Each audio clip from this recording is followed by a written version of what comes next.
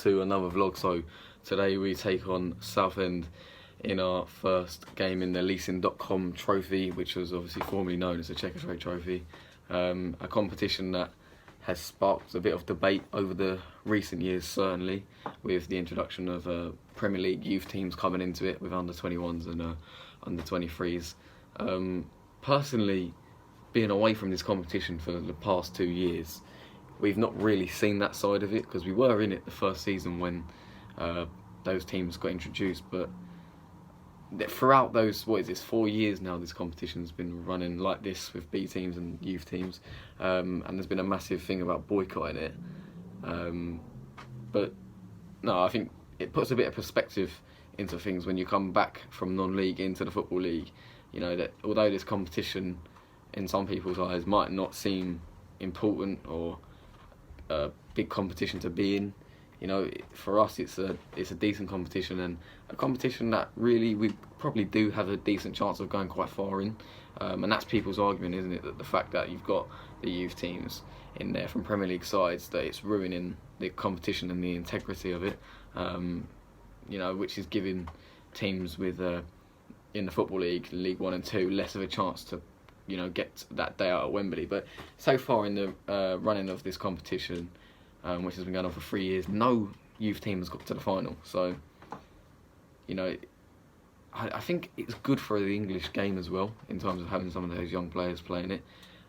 There's pros and cons to this massively, and whatever I say is going to be debated by certain people who have different opinions, and that's fine, because that's what the game is all about. But there is a good element to it. You know, it's the chance for young English talent to go out and play some games, you know, first team football against proper teams rather than development games, which is arguably good for the national team as well.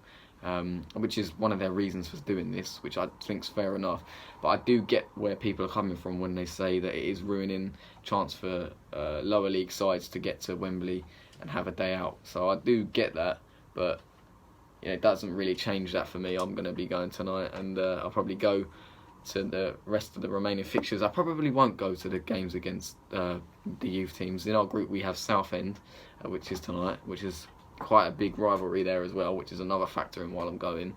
And then we've got Brighton under 21s or 23s, which that doesn't interest me at all, and I won't go to that.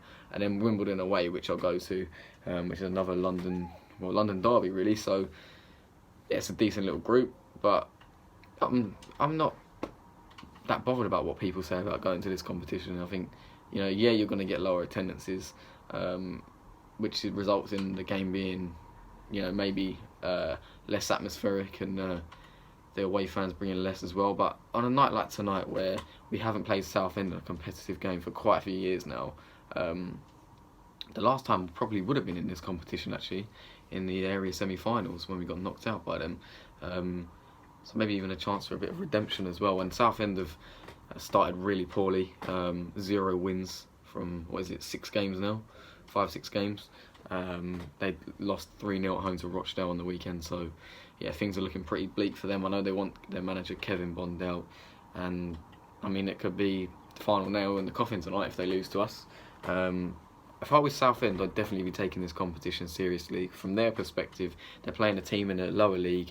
You know, they've got no points on the board so far. They may as well play their first team that continuously starts, just so that, you know, for them, if they can hopefully see this as a chance to win from their point of view, and that they can get some confidence in their own first team going into the league. But I think we'll definitely put out a decent side. I know there's a rule that you can only make, I think it's 5 changes from your previous league starting team. So for me, if I was making those changes tonight, I'd put Sargent in goal. I'd give either Alabi or Harold a chance up front. I'd definitely play Marsh in there, the on loan Spurs kid in the middle. I'd probably start with Sweeney as well, and then maybe you'd go start Maguire, Drew as well. So I think we'll definitely put out a decent side. I don't even think Ross will make those 5 changes, to be honest. I think you won't see some of those players I've mentioned, which will be a shame. I think that's a good factor of this competition, is that fringe players can come into sides, and especially at this stage of the season where it's still so early on, show what they've got and show their worth, especially for us against a team in a higher league. Albeit they've not done well, but it's a good chance for some players tonight that don't start regularly to show Ross what they can do. So I think in these kind of games you never know how it's going to go. They're still a good team. They're in the league above us, and the fact that they've got no wins in the league, or no points in the league rather, doesn't mean anything, because this is a separate competition and they can play with a bit of freedom, really. So yeah, I don't know what to expect. My score prediction, I'm going to go 2-2, which if you draw, it goes straight to penalties, and then you get 1 point for a draw, and then whoever wins on penalties gets an extra point. It's a weird format, but that's how it goes. So yeah, let's get down to Brisbane Road.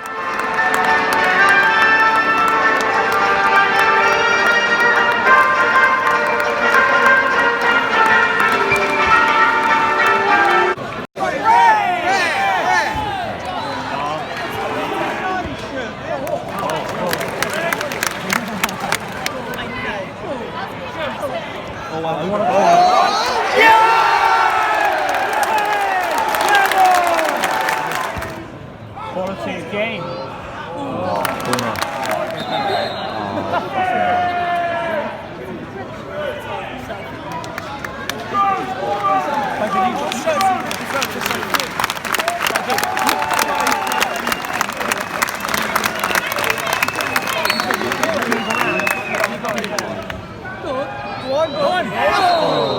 No way! No way!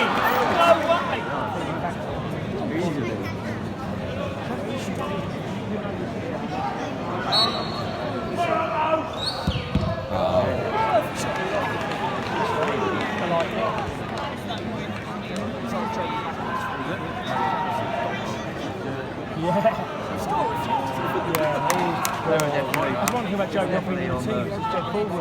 Corners, free kicks, you don't miss. Red card, Southend. Stupid push corner over. Silly.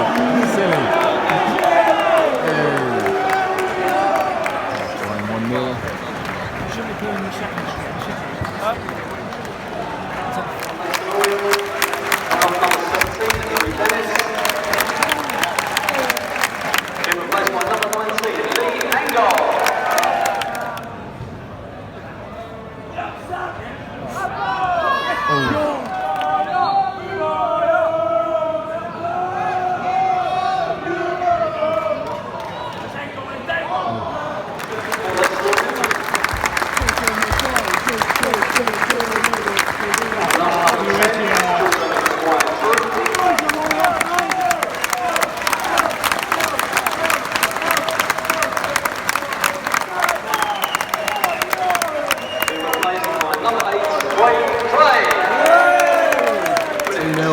Just 3 minutes added on as well now. That's game over.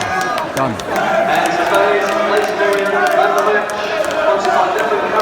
Day out. You're fucking shit. You're fucking shit. You're fucking shit. You're fucking shit. You're fucking shit. 2-0.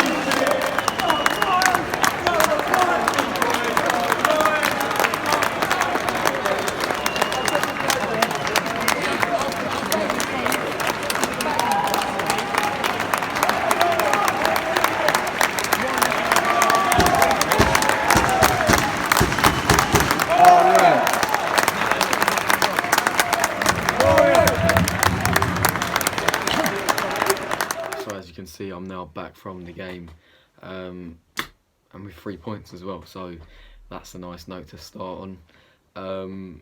But there was something that I said in the pre-match analysis where I'm pretty sure it was that you have to play 6 players from your previous league game. I heard that somewhere.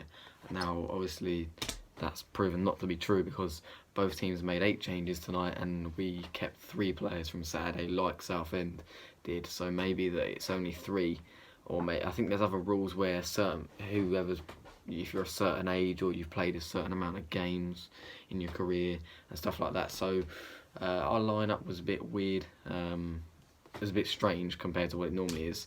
I think it's probably better to say, and I preferred it like that. I think this is the perfect game, like I say, to put fringe players in. I'll run through what it was. It was a 4-4. It was a 4-3-3 with 2 centre mids and Maguire Drew at cam. So he had Sargent in goal, Ogie at left back, Happy and Marv at centre back with Judd at right back in the first half, and Lynn came on at half time. You had in the middle Gorman and Marsh in behind. You had Maguire, Drew. You had Harold up front with Alabi out on the right and Dennis out on the left. So it was a new formation. It worked. We played well. And yeah, let's get into the analysis. So the actual game, well, it didn't take long for us to get going and to get a foot in front. So, you know, we dominated up until we scored. We got our rewards, and at half time, you know, we went into the break leading 1-0. We played some very good football at times, missed some good chances. Southend did come back into the game a little bit at one stage, but they had a man sent off as well, which is the most stupid thing I've ever seen, one of the most stupid sending off, because he'd won the free kick. They had the free kick not long to go, and then this is in the first half, and then he completely comes over, and I think it was Gorman, he just pushed him over with two hands right in front of the ref. Quite a hard push as well. Gorman falls on the ground. It's not theatrical at all, because the geezer just literally shoved him to the ground right under the ref's nose, which is absolutely stupid. And if I was Kevin Bond, given his situation, given the fact they were losing, you know, I'd be going absolutely mad at him at half time, because that's jeopardised that game for them and potentially his reign as Southend manager. And of course that doesn't just boil down to one silly lack of discipline from one of his players. You know, it's an accumulation of things. But yeah, we went in at the break 1-0 against 10 men, and you know, relatively happy. So no complaints. As soon as they started to get back into the game a little bit, they ended up getting a man sent off. So they were their own downfall, really. But we created a lot of chances and looked the much better team. And it was a case of going in at half time that, a bit frustrated, we didn't actually manage to go in front, you know, more than once. So coming into second half, definitely very optimistic about what we could do, because Southend looked so poor, and then obviously playing against a team of 10 men. But you know, they did come out all right in the second half. Southend, you know, we played the better football, but they did get in behind a couple of times. They missed two sitters, which Sargent made a very good save for one of them, and the geezer just missed the target completely for the other one, which is a little bit of a let off. And then we had Alabi, literally the ball was going in from Harold. Alabi headed it. It somehow come upwards like a clearance. I don't know what he has to do to try and score, bless him, because he is a trier, you know, and everybody loves them, but it just doesn't seem to actually ever come off for Alabi, does it? And it's disappointing, because everyone can see how hard he works, and I think that's the main thing. But yeah, a couple of little scares, but majority we dominated the game with a very weakened team. There were some outstanding performances in there, and the one that's highlighted the most, the man of the match, and deservedly so, was Shadrach Ogie, because he was absolutely immense tonight. Very calm and composed on the ball. You know, I think he's 17 as well. You know, quick, strong, good in the air, read everything, intercepted everything. He looked like he was a professional player that had been playing for 10 plus years in a professional game. He was absolutely brilliant. And a player like that, I think, just tells you everything you need to know, that, you know, he's playing beyond his years, and he's definitely got a part to play this season. You know, he's more than capable now, showing he's a good backup for Widdowson. And if Widdowson isn't fit on Saturday, which he probably won't be, I'd start with Ogie, because, you know, Brophy's absolutely wasted at left back, and this kid has just shown what he can do, and he deserves a chance in the first team at some point. And I think we'll be seeing him again for sure, because he was absolutely brilliant. And he is by far tonight my man of the match. But there was also some other good performances. Harold led the line very well, was a good captain as well. He won everything in the air. Maguire Jew was very influential. Dennis was, until he came off, which, you know, happy days. You know, Southend looked like one of the worst teams I've ever seen. I know it's this cup competition. I know they made 8 changes like we did, but, you know, they were atrocious. They really wouldn't look at our place in the National League, you know, and their game got postponed already for Saturday away at Portsmouth. I don't get the fact that they made 8 changes. They should have played their strongest 11 tonight, because if they don't have a game Saturday, you know, and they're not playing till the following Saturday, why would you not put your strongest 11 out to try and get a result? You know, the 3 points, because they haven't got any points in anything this season. Or, you know, I just don't get it. I really don't get it. But, you know, I will not be surprised if I see that their manager's been sacked, because they're all calling for him to get sacked as well. But yeah, nice to win in the derby. Even though it's his competition, but a good 3 points on board. The only other game in of course, only one game in our group tonight, which was Brighton under 21s away at Wimbledon, and Brighton under 21s won 2-0. So Brighton top the table with us in the second. They obviously top it by alphabetical order. But yeah, great night. You know, as much as people want to say anything about this trophy, it was a good night, decent atmosphere, good game of football. You know, cheap. You know, what more could you want under the floodlights and supporting your team? You know, we've got one over one of our rivals as well, which is always brilliant. But yeah, that's it for this vlog. Please like, comment and subscribe. I'll see you at home to Swindon on Saturday. Up the O's.